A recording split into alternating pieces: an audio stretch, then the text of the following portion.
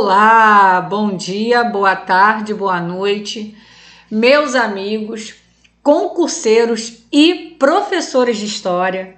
Eu sou a professora Joana Fernandes, sou professora da Rede Municipal do Rio de Janeiro e vou trazer aqui para vocês, nessa nossa terça do professor de História, essa terça mais do que especial, um tema dos mais quentes, né? Conforme você já está vendo aí na tela.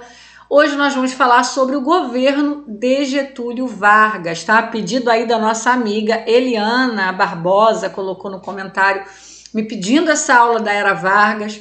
Então a gente vai trazer aí, né, essa aula que é um daqueles temas de história que estão presentes em praticamente todas as provas voltadas para professor especialista em história. Eu não lembro de nenhuma prova para professor de história que eu tenha feito e que não tenha tido pelo menos uma questão que abordasse de alguma forma esse período, né, em que o Getúlio Vargas governou o Brasil, tá?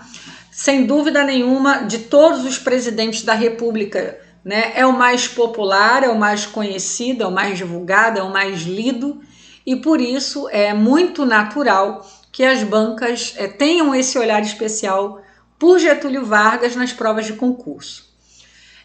Hoje nós vamos direcionar para a banca VUNESP, vamos trazer questões da VUNESP sobre esse período do Getúlio Vargas. Quando a gente fala de Era Vargas, olha aí na tela comigo, quando a gente fala de Era Vargas, do que a gente está falando? Deixa eu sumir aqui para você visualizar. Ó. Quando a gente fala de Era Vargas, a gente está falando desse período que nós dividimos em 3 etapas. Primeira etapa, de 1930 a 34, que é o chamado governo provisório. Foi quando, vou voltar aqui para você, foi quando o Getúlio Vargas subiu ao poder, a princípio com uma proposta de governar ou reorganizando o Brasil para que depois uma Assembleia Constituinte fizesse uma Constituição e aí sim pudessem ser novamente realizadas eleições. Então o Vargas ele sobe ao poder em 30, na chamada Revolução de 30, uma revolução apoiada por uma ala das Forças Armadas que eram os tenentistas, que era uma ala totalmente inconformada com aquela política oligárquica, aquela política do café com leite, né, revezamento no poder entre Minas e São Paulo. Essa política que vai ruir quando Washington Luiz, então presidente do Brasil, pela ala paulista, ao invés de indicar um candidato mineiro, que seria, no caso, a vez dos mineiros, né, tomarem o poder, preocupado com a questão do café, que estava em crise naquele momento, ele acaba optando por indicar novamente um presidente paulista, né, o Júlio Prestes, e isso vai quebrar essa aliança, esse pacto entre Minas e São Paulo. Minas vai se unir, né, com outros estados brasileiros e vai lançar a candidatura do gaúcho Getúlio Vargas, com seu vice João Pessoa. Durante as eleições, muita animosidade, um clima muito de rivalidade, né, entre as duas correntes políticas em debate ali, em disputa pelo poder. O João Pessoa ele é assassinado, né? Ele era governador da Paraíba, ele é assassinado por questões políticas da Paraíba, porém na época houve uma forte suspeita de que houvesse o envolvimento do presidente Washington Luiz, o envolvimento da ala paulista, tentando de repente embargar uma candidatura, né, que essa candidatura do Vargas com o João Pessoa tivesse sucesso. Então aí isso ainda vai acirrar ainda mais os ânimos, e no final, de uma forma não transparente e não aceita pelos opositores, o Júlio Prestes é eleito presidente e o resultado não é aceito pelos opositores. E aí, juntamente com o movimento tenentista, é feita a chamada Revolução de 30, colocando Getúlio Vargas no poder. E ele vai governar de uma forma provisória, precária, sem uma constituição, entre 30 a 34. A gente vai falar um pouquinho mais sobre esse período para a gente poder resolver as questões, tá bom? Que as nossas questões hoje estão centradas aqui, nesse período do governo provisório, nessa transição para a segunda parte do governo dele, que a gente chama de governo constitucional, que foi entre 34 a 37. Agora, já com uma Constituição, Vargas vai governar, né, de forma, dessa vez eleita, mesmo que de maneira indireta. A Assembleia Constituinte elege ele indiretamente, não é uma eleição direta, e ele ficaria no poder até 38 sem direito à reeleição. Ele iria governar sem direito à reeleição. Em 37, né, descoberto o tal plano Cohen, plano comunista para tomar o Brasil, né, esse plano que depois já foi revelado que era uma grande farsa, articulada dentro do próprio governo do Vargas, mas com a divulgação desse plano, ele passa a ter a legitimidade para estabelecer uma ditadura, né, para desfazer aquela Constituição de 34, fazer uma nova Constituição em 37 e aí sim governar até 45 de forma ditatorial, que esse período é chamado de Estado Novo, tá? Nessa aula eu vou trazer um pouco desse governo provisório e desse governo constitucional, porque eu também quero tocar num tema muito importante, você que vai fazer prova principalmente para o estado de São Paulo, que é a Revolução constitucionalista que vai acontecer em São Paulo em 32. É um tema importantíssimo que eu quero tocar na aula de hoje. A gente vai fazer questão de prova sobre isso também, ok? Vamos lá. O que nós vamos ter nesse governo provisório, né? Enfraquecimento das oligarquias. Até então, quem governa o Brasil é as oligarquias estaduais, é chamada política dos governadores, algo até institucionalizado desde lá da Primeira República, né? E o Vargas, ele vai trazer uma centralização do poder e dessa forma ele vai enfraquecer o poder regional, né? As oligarquias regionais. Por exemplo, passa a não ser mais governadores, mas interventores. E esses interventores são pessoas da confiança do Getúlio Vargas. Muitos tenentes, inclusive, que participaram, né, da Revolução de 30, são colocados por Vargas de forma estratégica no comando de alguns estados brasileiros.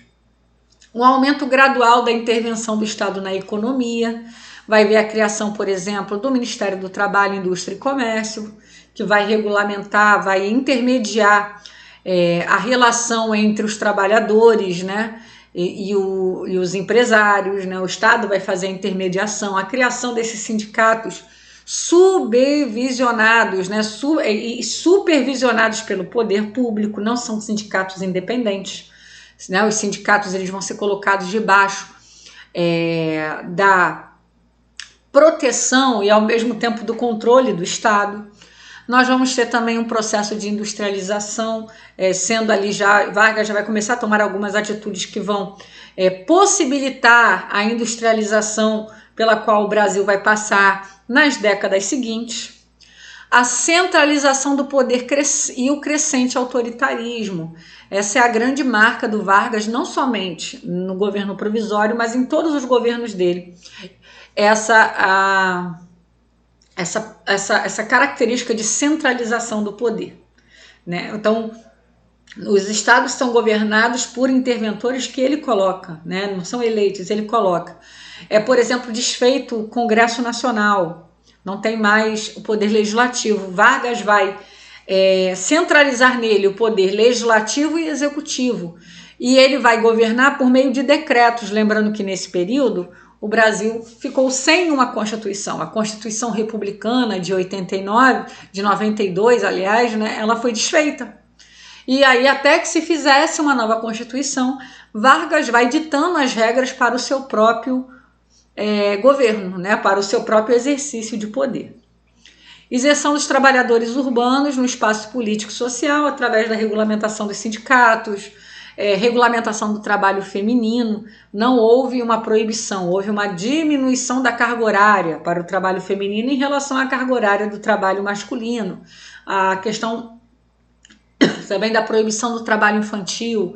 Então, ele vai trazer os trabalhadores também para esse cenário político e social, os trabalhadores urbanos, no caso, tá? Então, com vista a isso, vamos fazer uma questão da Banca VUNESP sobre o tema. Vamos lá, deixa eu sumir aqui para você ler. Entre as incertezas dos primeiros anos do período pós-revolução de 1930, o governo definiu com segurança a política do estabelecimento de um novo tipo de relações entre o Estado e a classe operária.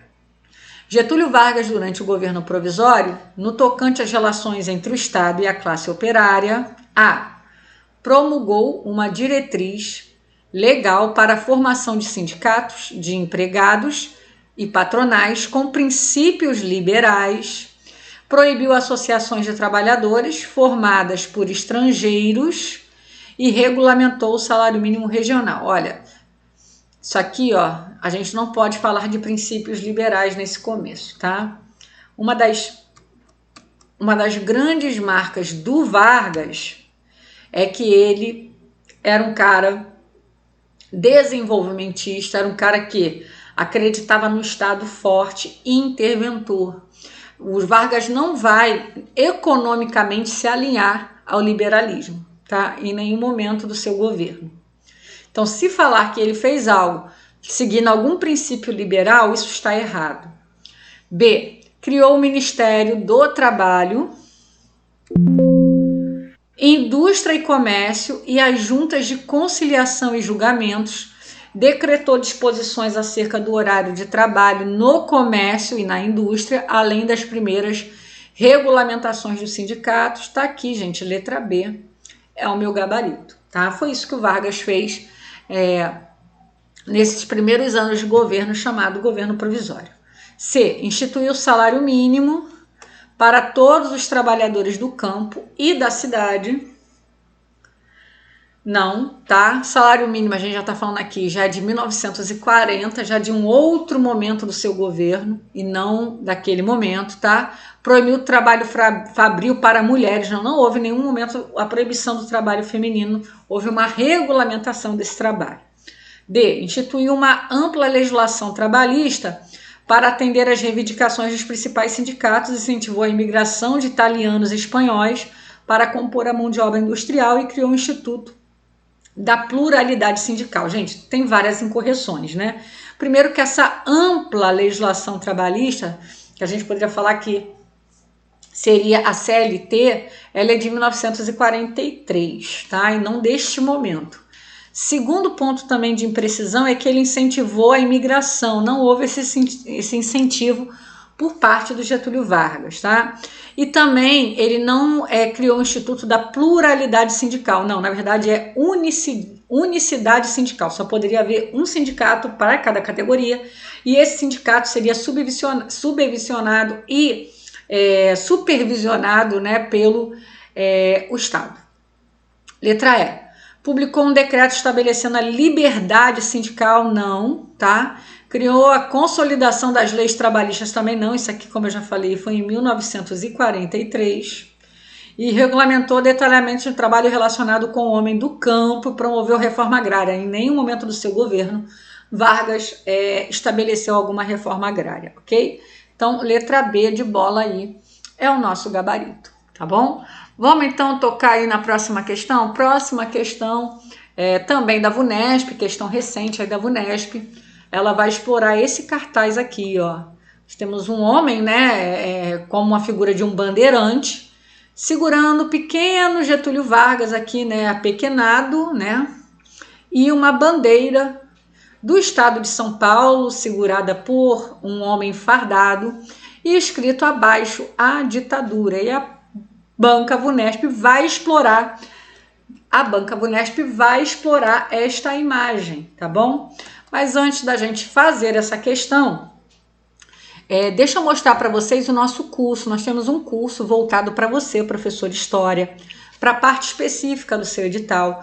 E o nosso curso consiste em abordar de uma forma mais sucinta a teoria e trabalhar com aprofundamento em questões de prova. É um curso que você vai ter aí mais de 800 questões de prova comentadas em vídeo por mim, além de toda a parte teórica com slides, ilustrações e também todo esse material também disponibilizado em PDF para você ter esse material de revisão sempre à sua mão e conseguir aí um excelente desempenho nas suas provas. Então, antes da gente resolver essa questão, falar da Revolução, né, Constitucionalista de 1932, tema super quente de prova, que cai em muita prova aí de concurso para professor de História, deixa eu mostrar para vocês o nosso curso, tá? Eu vou mostrar para vocês o nosso curso. Mostrar aqui para vocês o nosso curso. O nosso curso você vai encontrar lá no site expressoconcurso.com.br. Tem um link aqui na descrição também do vídeo. Aqui você vai encontrar aqui, ó, curso Professor de História, Academia, no caso 2.4, Academia da História 2.4, porque agora, né, é 2024. Curso avançado para professores de História. Aqui nesse link você vai ter toda a descrição, inclusive você tem uma aula experimental, tá? Olha aqui como é que funciona, ó. Aqui tá a nossa plataforma. Essa é a plataforma que você vai ter acesso ao adquirir o nosso curso. Nessa plataforma você vai encontrar História do Brasil, Colônia, Império, República, História Geral, a parte 1 do bloco 1, com História Antiga, Idade Média, Idade Moderna e Contemporânea. Aqui a gente está abordando a parte da história sob o ponto de vista da Europa. E também nós temos o bloco 2, que vai trazer tanto a história da África, como também a história da América, lá desde a América pré-colombiana. Temos também a parte de historiografia, onde eu vou trazer, além das correntes historiográficas, eu trago também as teorias do ensino da história, a metodologia do ensino da história, com todas as bibliografias aí que vêm sendo gradativamente pedidas em prova de concurso. Então essa é a nossa plataforma que você vai ter acesso com aula de teoria e de questões, muitas aulas de questão para você fixar. Aqui, ó, você tem todas as informações do nosso curso. Você tem inclusive aqui, ó, uma aula experimental para você assistir na parte de historiografia, ver como o nosso curso funciona. Aqui um pouquinho do meu currículo, né, do meu histórico acadêmico, para você entender, né, quem é a professora que está trazendo esse conteúdo para vocês. Tá aqui para você toda a parte, ó, e você tem a opção de adquirir esse curso por um acesso de 3 meses, se você estiver, de repente, estudando de uma forma pontual para um único concurso. Essa aqui é a forma mais recomendada. Você vai ter aí 3 meses de acesso por apenas R$ 169, tá? Podendo, inclusive, parcelar em até 12 vezes no cartão. Você também tem um acesso aqui de 1 ano, se você quiser estudar para alguns concursos que estão vindo, né, num período um pouco mais longo. Você tem aqui o acesso de 1 ano por R$ 249.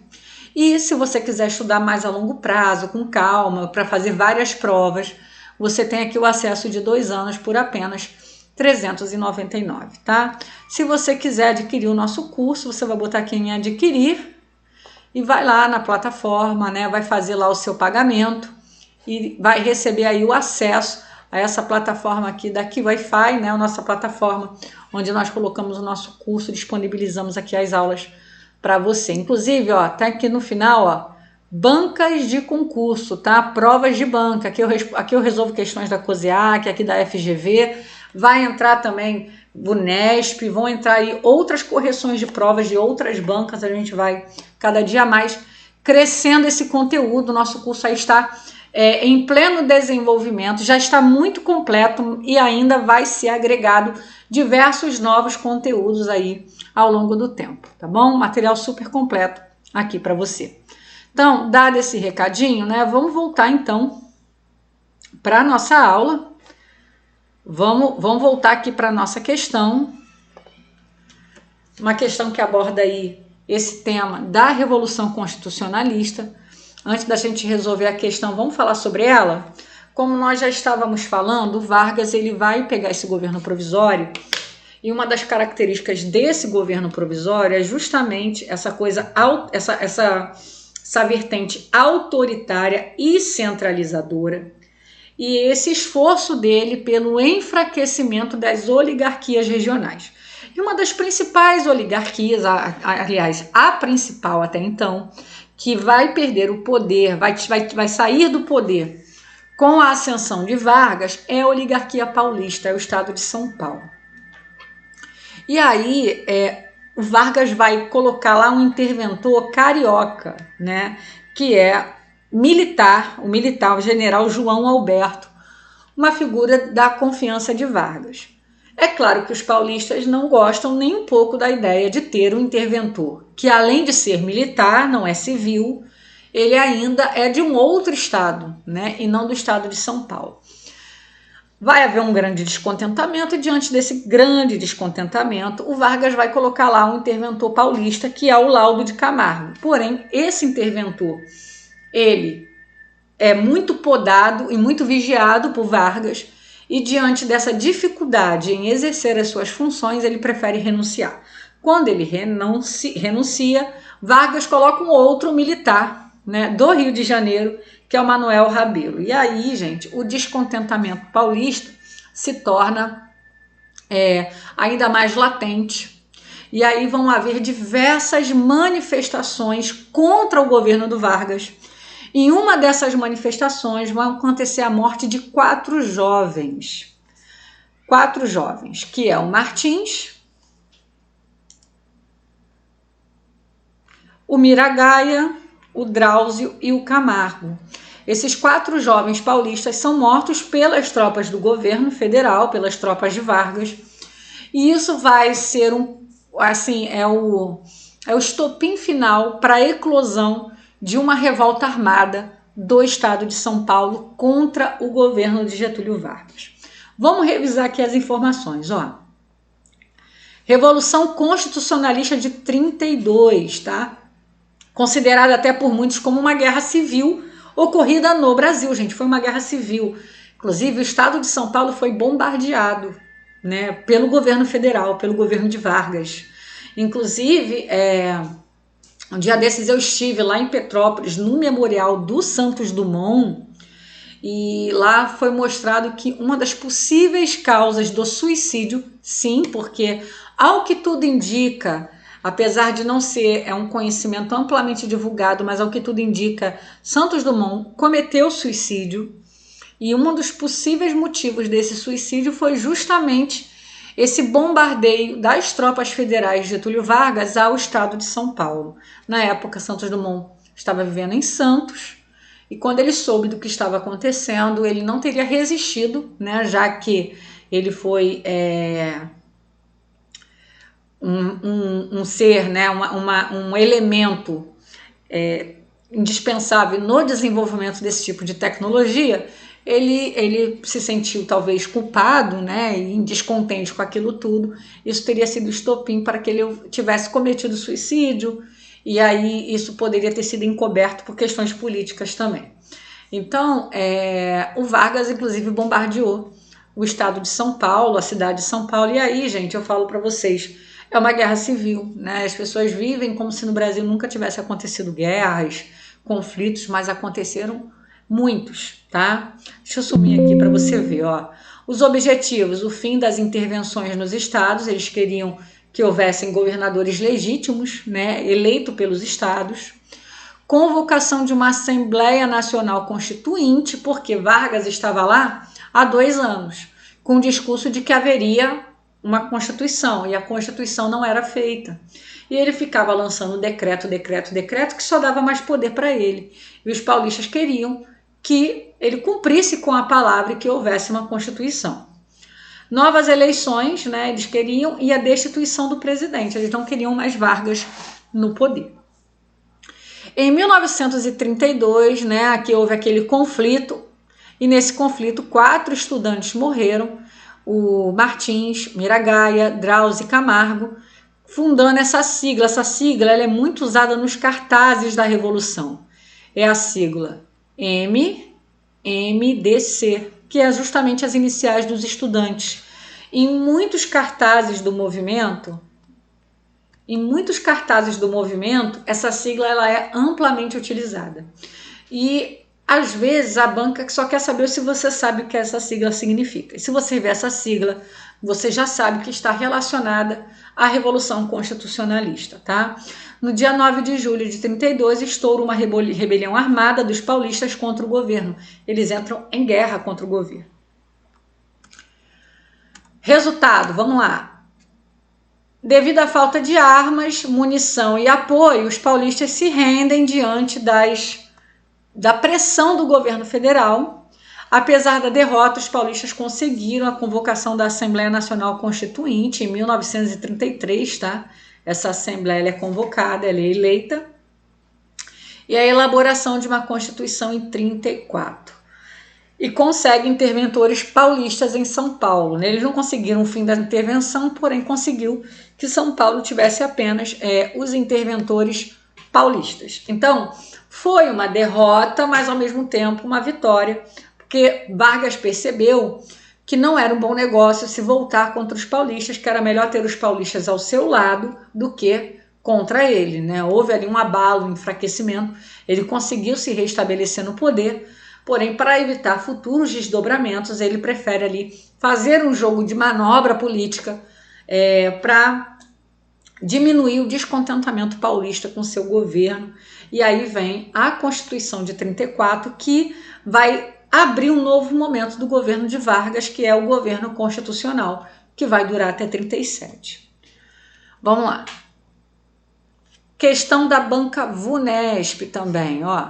Só banca VUNESP, tá? O cartaz foi produzido e apresentado no contexto. Cartaz aqui, como a gente viu, bandeirante paulista, que é uma figura paulista, a bandeira de São Paulo, um militar carrega essa bandeira, abaixo a ditadura e o Vargas aqui, ó, pequenininho na mão do bandeirante. O que esse contexto desse cartaz está apresentando para a gente? A coluna Prestes, movimento de luta militar contra o presidente Arthur Bernardes, em ação entre 1919 e 25. Não é isso que o cartaz está mostrando. B. O levante integralista de 1938, na qual a ação integralista brasileira, sob o comando de Plínio Salgado, tentou destituir Vargas. Não, tá? Realmente os integralistas eles vão apoiar o Vargas, inclusive no golpe do Estado Novo, mas logo depois, né, o feitiço vira o contra o feiticeiro, né, vamos dizer assim, o governo Vargas começa a tomar uma série de atitudes que contrariam esses ideais integralistas e eles se voltam contra o governo Vargas e são reprimidos pelo governo Vargas.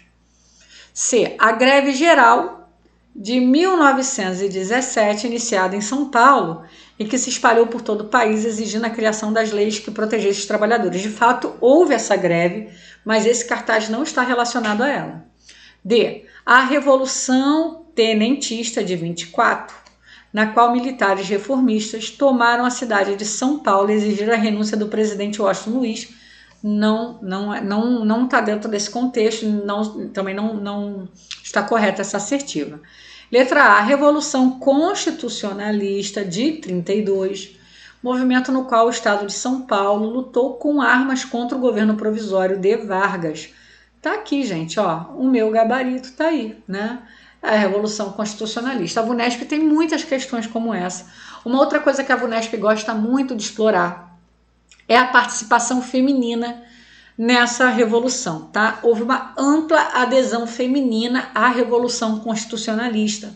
As mulheres vendiam suas joias para poder doar dinheiro para o movimento, trabalhavam ativamente incentivando os jovens a participarem desse movimento, seus filhos, seus maridos, né?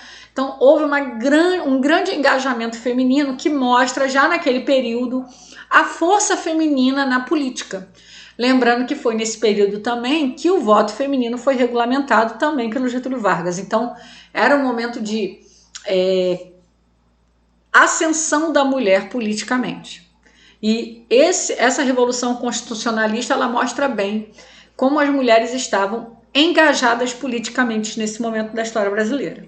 E a VUNESP gosta de mostrar isso também, de explorar isso também em prova, tá bom? Vamos lá. Vamos falar de mais uma questão, agora uma questãozinha já dentro do governo de 34, que é o governo constitucional do Vargas. Vamos já explorar esse momento da história. Antes da gente continuar, eu vou pedir para você colocar aqui nos comentários qual é o estado brasileiro de onde você está me assistindo, qual é o estado, qual é a cidade, né? Melhor ainda, me coloca aí a cidade e o estado, né? De onde você está assistindo essa aula. Coloca aqui para mim nos comentários, ó, hashtag, aí coloca aí o nome da sua cidade e o seu estado, para eu saber de onde você está me assistindo, de onde as pessoas estão me assistindo. Eu sei que no curso nós temos alunos aí do Brasil inteiro, eu tenho aluno de Roraima, eu tenho aluno do Pará, eu tenho aluno do Acre, né? Temos alunos de Santa Catarina, alunos do Paraná, nós temos alunos do Brasil inteiro.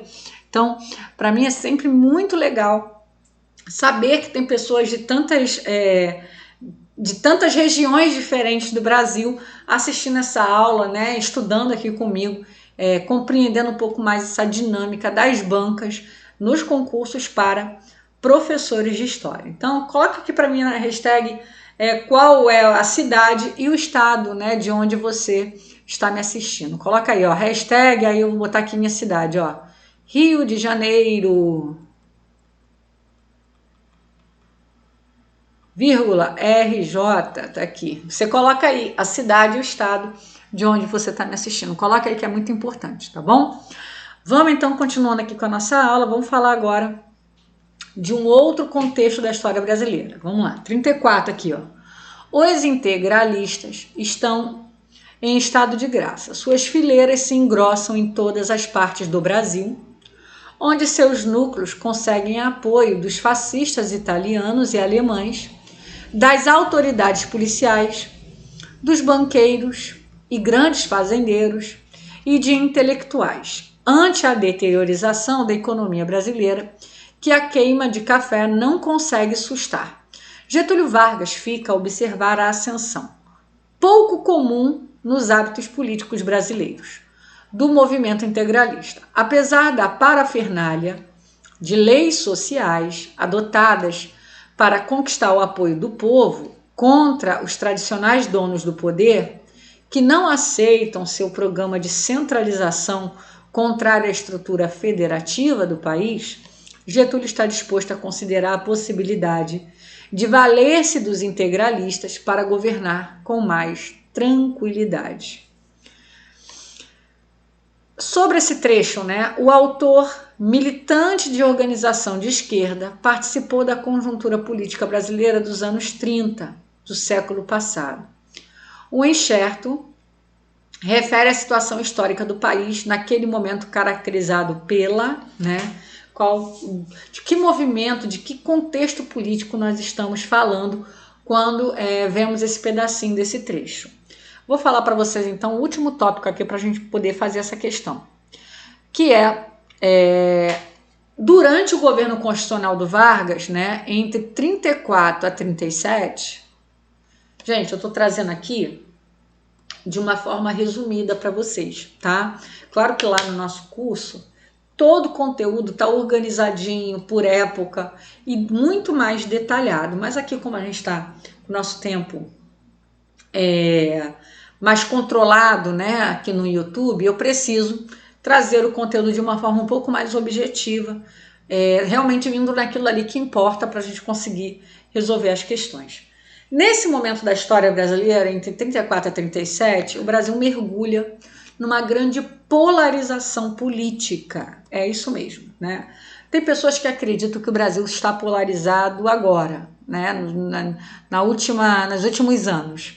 Na verdade, o Brasil sempre foi um país com uma tendência à polarização política e ideológica. Isso já em 34, a gente tem já uma forte polarização entre dois blocos antagônicos que vão dominar o cenário político naquele momento. De um lado, eu tenho a Ação Integralista Brasileira, o AIB. Eles vieram também, eles são em parte dissidentes lá do movimento tenentista, que ajuda Vargas a tomar o poder e depois vai se fragmentando em alas ideológicas, e uma dessas alas é a Ação Integralista Brasileira. Eles apoiavam ideais fascistas, ideais de extrema-direita, eram simpatizantes do governo nazista, do governo fascista de Mussolini, né? Mesmo, tá, gente? Porque naquele período, enquanto o Brasil estava vivendo esse momento de transição, a Europa estava vendo a ascensão do nazismo, da Alemanha e a ascensão do fascismo na Itália. Lembrando que a gente está falando aqui de um período anterior à Segunda Guerra. Então ainda não havia elemento suficiente para se fazer de fato um juízo de valor sobre esses movimentos, tá? Apoiados pela classe média e industriais, né? Pelas classes, no caso, média e industriais. O lema deles não é coincidência, tá? É Deus, pátria e família, né? Algo novo, né? Será que tem algo novo no que a gente vive hoje, né? Nada é novo, né, gente? Tudo é tão velho, né? Esse era o grande lema deles, Deus, pátria e família. Eles eram liderados pelo Plínio Salgado, eram ultranacionalistas, patriotas, né? Inclusive, costumavam vestir uma camisa verde, por isso também ficaram conhecidos como os camisa verdes. Anauê, você é meu irmão, simbologia ultranacionalista. Camisa verde, postura cada vez mais antissemita também. Como eles vão se alinhar ideologicamente aos nazistas, naturalmente o antissemitismo cresce lá na Europa e também cresce dentro desse movimento, tá? Essa é a ação integralista brasileira a quem Vargas vai se aliar e que vai ser importante para o golpe do Estado Novo em 1937. Tá? Do outro lado da moeda, dessa polarização, você tem a Aliança Nacional Libertadora, em parte também composta por dissidentes do movimento tenentista. Ela ficou chamada de ANL, ela já foi mais voltada para o comunismo, olhando o comunismo soviético no momento do seu apogeu, no momento do seu fortalecimento, do seu crescimento. Você ainda não tem aqui Revolução Cubana, você aqui não tem ainda o desdobramento do governo de Stalin, tá? Você está falando de uma esquerda e de um comunismo, de um socialismo ainda em amadurecimento, tá?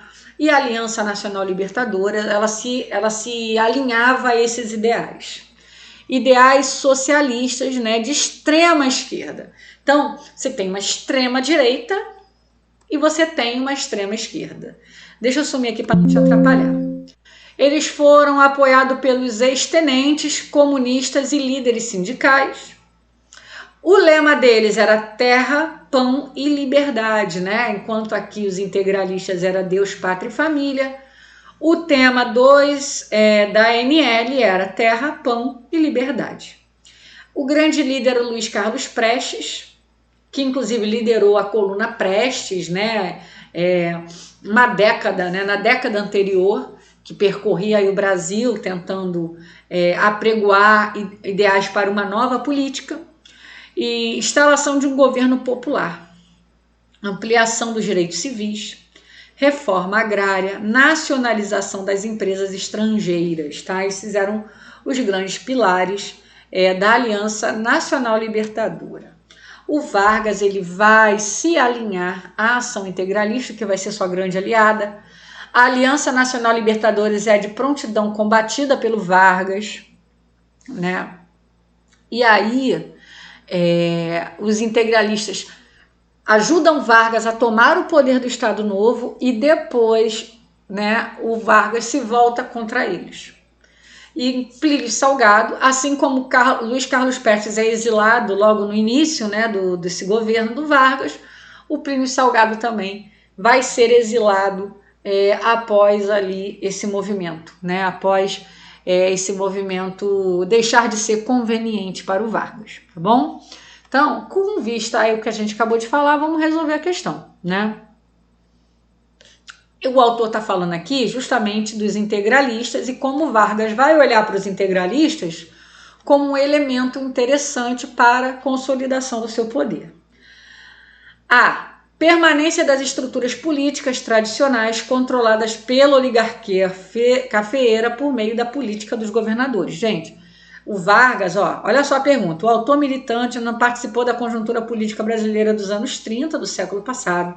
O enxerto refere à situação histórica do país naquele momento caracterizada pela 34. A gente não está falando de permanência de estruturas políticas tradicionais. A gente não está falando aqui da manutenção do poder das oligarquias cafeeiras. Pelo contrário, essas oligarquias elas foram desfeitas, elas foram enfraquecidas, desfeitas não, elas foram enfraquecidas pelo governo do Vargas, tá? A adoção de medidas privatistas impostas por um Estado ditatorial e centralizador, apoiado por regimes fascistas e totalitários. Isso aqui já vai numa outra coisa. Aqui não estamos falando de medidas privatistas, tá? Na verdade, as medidas eram de tornar o Estado mais forte, tá? Tornar o Estado, a presença do Estado ainda mais forte. C. Política governamental de fim do apoio à economia cafeeira em benefício de estímulos ao desenvolvimento da economia industrial. Gente, de fato, houve esse estímulo à economia industrial, mas não em detrimento à economia cafeeira, tá? Então, falar de fim do apoio à economia cafeeira é um erro, tá? D. Fragilidade de uma nação dividida em fracções políticas rivais face à iminência da guerra mundial entre as potências industrializadas e imperialistas. Gente, olha só. De fato, você tem uma nação dividida, tá? Mas isso para o Vargas não serviu para enfraquecê-lo, serviu para fortalecê-lo. Ele vai se utilizar disso para fortalecer a sua posição, tá? Letra E. Atuação de forças políticas diversas e antagônicas num quadro de instabilidades internas e de influências de regimes ditatoriais europeus. Esse aqui acerta a questão, tá? É isso aí, tá? Você tem forças antagônicas que estão refletindo no Brasil ideais de questões que estão acontecendo na Europa, e ali nessa atuação dessas forças antagônicas, o Vargas vai ver ali uma brecha, uma oportunidade de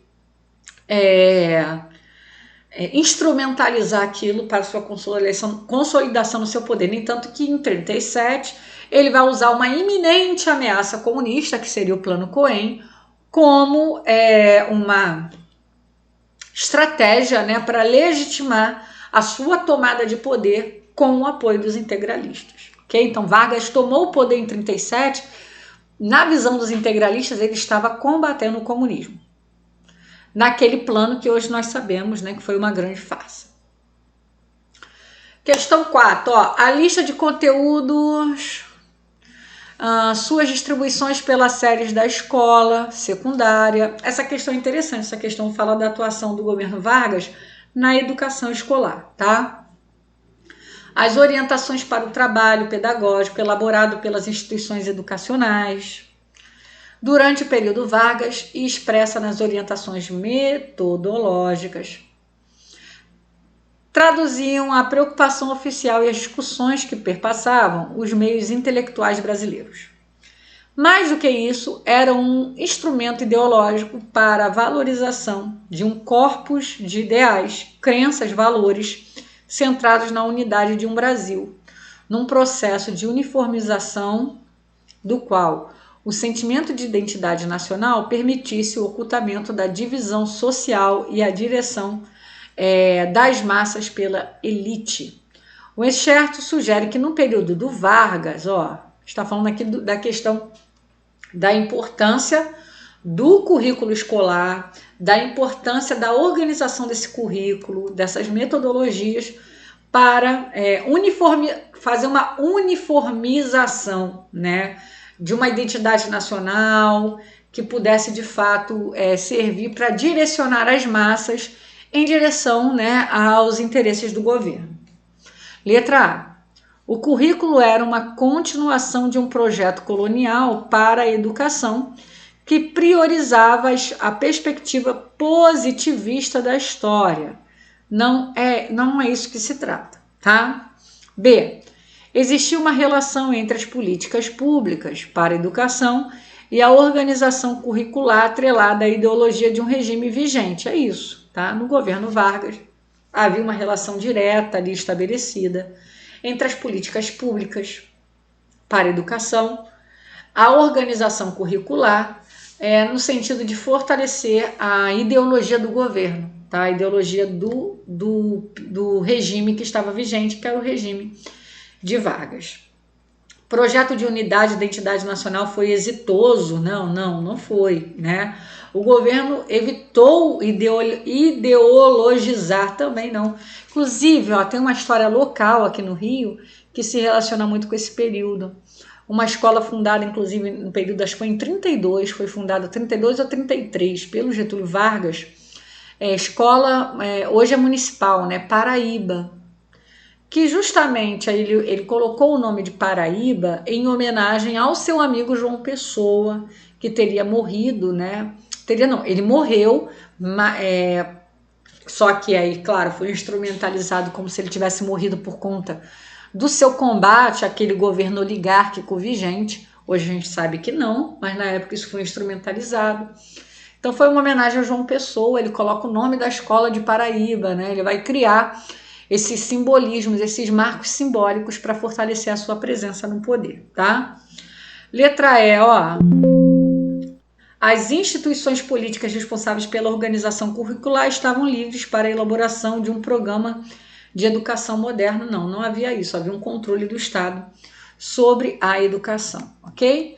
Próxima questão para a gente fechar, ó. Considerando as datas e os trajes e as falas do personagem, assinale a alternativa que melhor explica os diferentes discursos de Vargas. O primeiro e o terceiro quadrinho expressam a submissão de Vargas. Tá, vamos lá, vamos olhar aqui as figuras, ó. 31. Marcharemos resolutamente para a esquerda.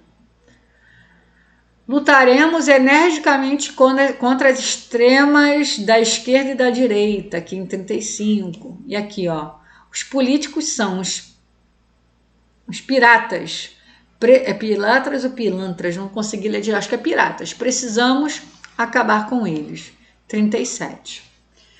3 momentos do governo Vargas, tá? Momento do governo provisório,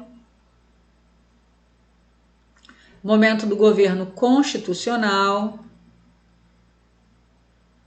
e aqui o estabelecimento do Estado Novo. Vamos lá. Letra A. Primeiro e o terceiro quadrinhos expressam a submissão de Vargas ao representante das Forças Armadas. Não tem ligação alguma, tá? B. O primeiro quadrinho expressa a influência da Revolução Comunista ocorrida em Cuba sobre a política brasileira. Não, a Revolução Comunista russa, tá? Soviética, tá? Em Cuba, não. Em Cuba, a Revolução de Cuba foi só na década de 50, posterior aos momentos ali, ó, que você vai ter nesse quadrinho. C. As mudanças ocorridas do primeiro quadrinho para o segundo e deste para o terceiro expressam a indecisão política do Vargas. Não, Vargas tinha um posicionamento político claro. D. O terceiro quadrinho indica o golpe que deu origem ao Estado Novo e a implantação de um governo ditatorial. Aqui, ó, governo... Eita, deixa eu voltar aqui. É justamente esse o contexto do terceiro quadrinho, letra D de dado, tá? O segundo quadrinho mostra a aliança de Vargas com as oligarquias paulistas, base de todo o seu governo. Não, de fato, durante o governo constitucional, Vargas vai se alinhar um pouco melhor às oligarquias paulistas, porém essa não foi a base de todo o seu governo, apenas é um alinhamento pontual ali, para ele ter um pouquinho mais de tranquilidade para governar durante aquele período, tá bom? Então tá aí, gente, se vocês gostaram da nossa aula, coloca aqui nos comentários sugestão de temas, eu tô pegando essas sugestões, tá? Temos aí a sugestão do governo Vargas, provavelmente na próxima terça da história eu devo trazer mais questões, porque Vargas é um tema riquíssimo de prova, a gente não pode deixar de trabalhar Vargas, mas outros temas que estão sendo colocados eu estou anotando para trazer futuramente, tá? Já tivemos aí sugestão para falar sobre as revoltas separatistas do Brasil. Então, coloca inclusive também sugestões de história geral, né? Claro que a história do Brasil acaba sendo privilegiada porque costuma ser, né, mais pedida em prova do que a parte de história geral, mas qualquer tema aí coloca para mim que eu estou anotando e a gente vai trazendo aí nas nossas terças do professor de história, tá bom? Esse é o nosso espaço, esse é o nosso momento de estudo. Se você gostou da nossa aula, temos lá o nosso curso, tem um link aqui na descrição, vai lá. dá uma olhada no nosso curso, né? Vê lá como esse curso pode estar, de repente, sendo aquele elemento que está faltando para direcionar melhor o seu estudo e você conseguir aí a sua tão sonhada aprovação. E também se inscreva no nosso canal, ativa o sininho para você ser notificado das nossas próximas aulas e segue a gente lá no nosso Instagram, @expressoconcurso, @prof. Joana Fernandes, tá bom? Ó, um grande beijo, fica com Deus e estuda que a vida muda. Tchau, tchau.